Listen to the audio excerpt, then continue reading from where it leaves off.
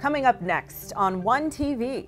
It is going to provide a lot of amenities. There's lots of outdoor space, which we absolutely do not have at the current location. One of the things the Division of Community Services wants to make sure that we do is remember that at the root of all of that is humans. It's making sure that we're taking care of our neighbors.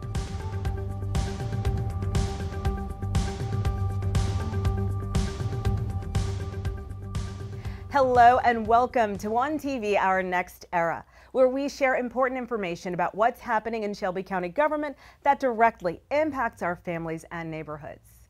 I'm your host, Kontji Anthony. In this episode, we'll dive into the big projects that Public Works is overseeing and our topic of the day, big construction plans in your neighborhoods. And we are joined by Shelby County Division of Public Works Director Cliff Norville. Hello, Director Norville. Good morning. All right, so you've been with the county a minute now. Yes, ma'am. I've been with the county about 35 years. And so it's been quite a journey. When I first began with the county, I was in the Planning and Development Division and then transitioned over to Public Works as we've gone along. It's great to get to know the people who are running your government.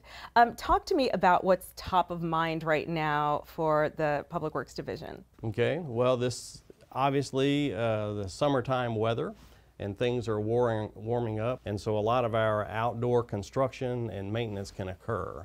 And right now, that's a perfect example would be our lot maintenance crews, the crews that are out mowing the grass, just like people do at home. We have construction contractors who are doing road work, and because of the drier conditions, it's much easier and they can work faster and all of that. So our crews are very busy. We have the road department that is out doing vegetation on the side of the roads. That is an important issue for visibility. And our other crews are cutting the thousands of properties literally that the Shelby County owns. Okay, gotta know. What is your favorite park?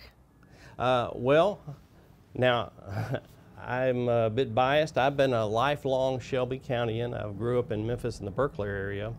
And so even though it's not a county park, my favorite park was always Geisman Park. We did everything there. But in our county park system, it's a little bit different. We have a couple of huge parks.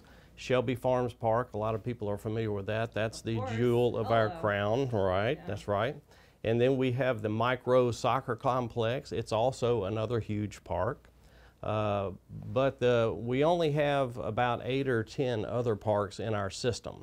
And it's kind of different from what the city operates. The city has a lot of parks that are inside densely populated neighborhoods.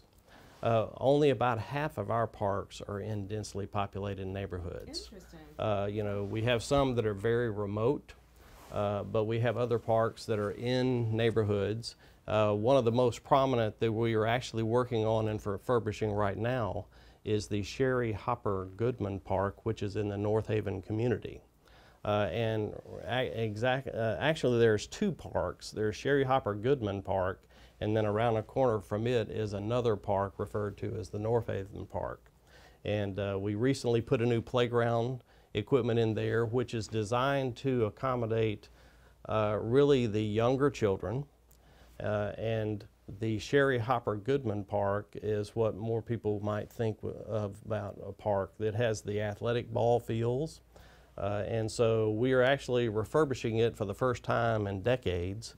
And we're in the process of updating the walking track, adding some lighting, some benches, barbecue equipment, bleachers, and reconfiguring the fields a little bit.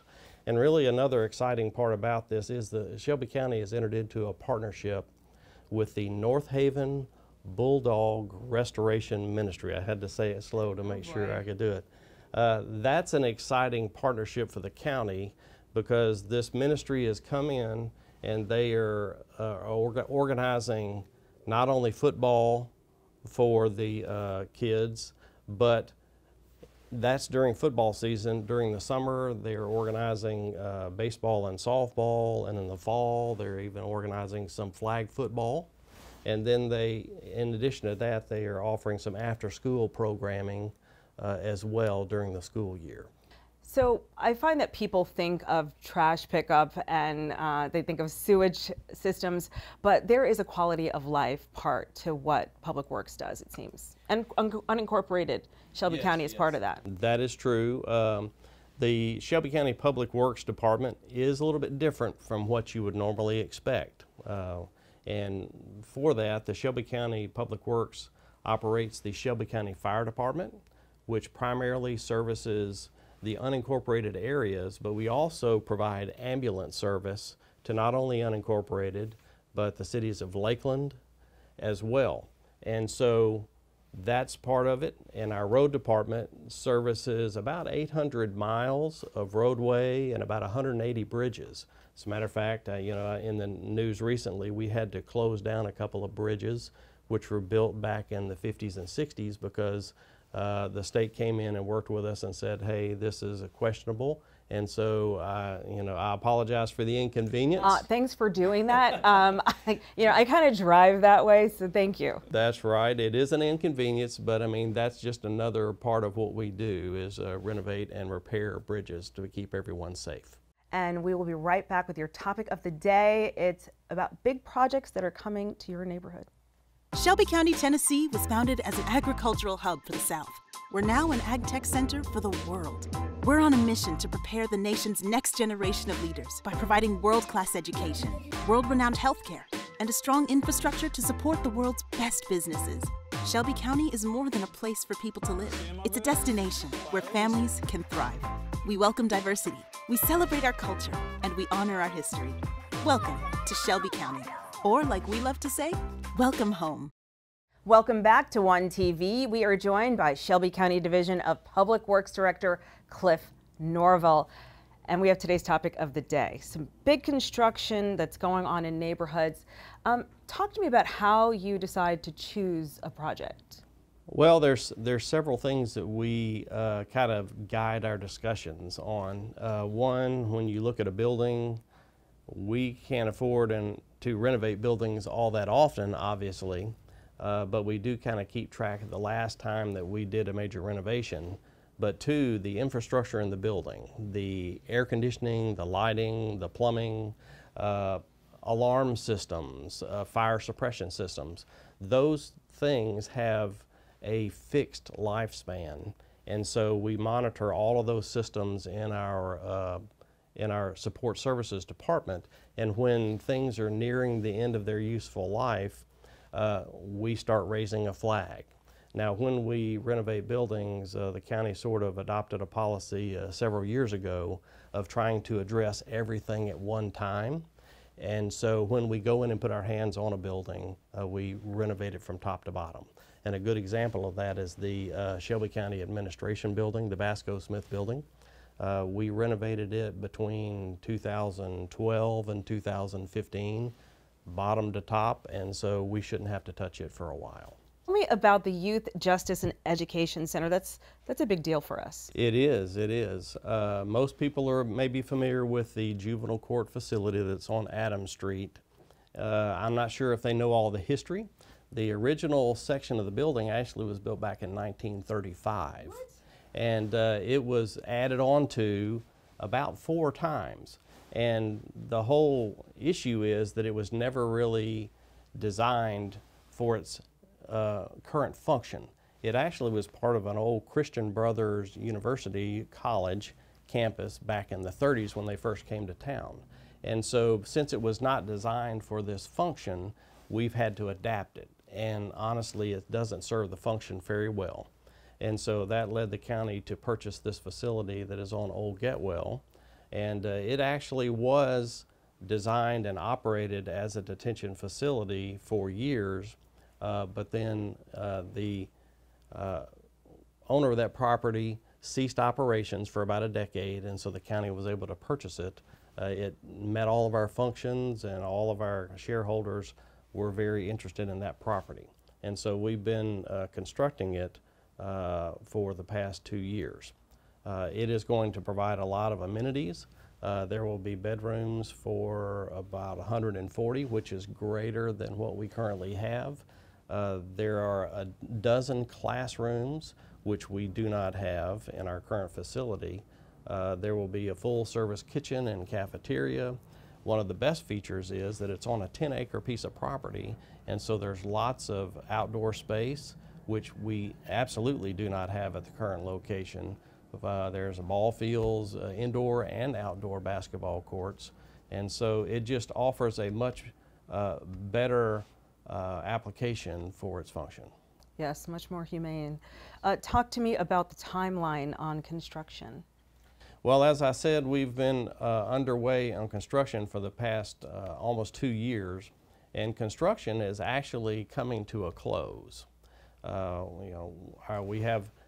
We were impacted just like everyone else in terms of the supply chain issues and all of that.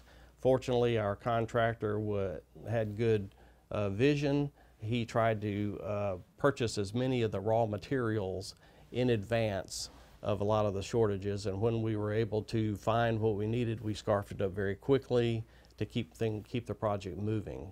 But like I said, the construction is really coming to a close, and now it'll be an issue of hiring the new staff for the facility and getting all of the different partners who are going to be working in the facility trained on the facility before it can operate. That responsibility really is going to fall on the sheriff and the juvenile court. This is their facility. Public Works just coordinated the renovation of the site, but that's something that I'm not really in control of. Okay. Well, thanks for all the updates, things I never even knew, the history behind what you do and some of the buildings in our community. Thank you so much. You're very welcome. All right, we'll be right back. The Shelby County Division of Community Services aims to meet you exactly where you are. That includes if you have had contact with the criminal justice system. There's a robust programming just for that. But there's also more justice programs within the Division of Community Services aimed to make sure that that contact never happens. That includes right here at the Shelby County Youth and Family Resource Center. Part of what the Youth and Family Resource Center does is take referrals from Memphis police of juveniles who have received summons for low-level offenses. So we're really trying to keep folks from ever touching juvenile court. We don't want juvenile court to even know their name. So if they come here, we'll let MPD know that they came here, and they'll actually just tear up that summons, so no arrest at all. So that's one of the major parts of this, but really anybody could come to the center. Families and youth can also self-refer.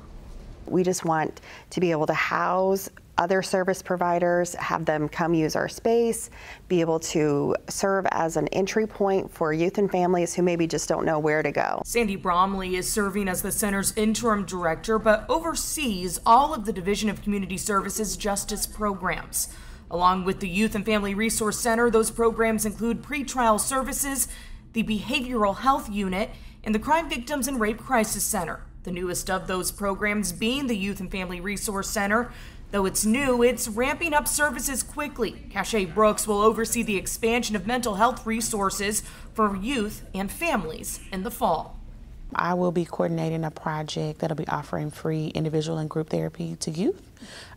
This came out of a group of people called the Youth Mental Health Coalition going in front of County Commission and saying that this was something that they wanted for young people. The center is planning an open house this summer in a partnership with another Shelby County Justice program.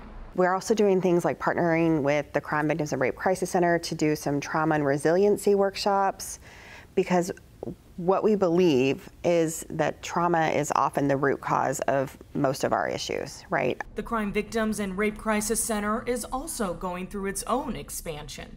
A few months ago, we did announce the expansion of our Rape Crisis Center, where we added a new exam room so that we can provide exams to multiple people at one time, so that we could reduce the rate of the wait time for them to receive an exam.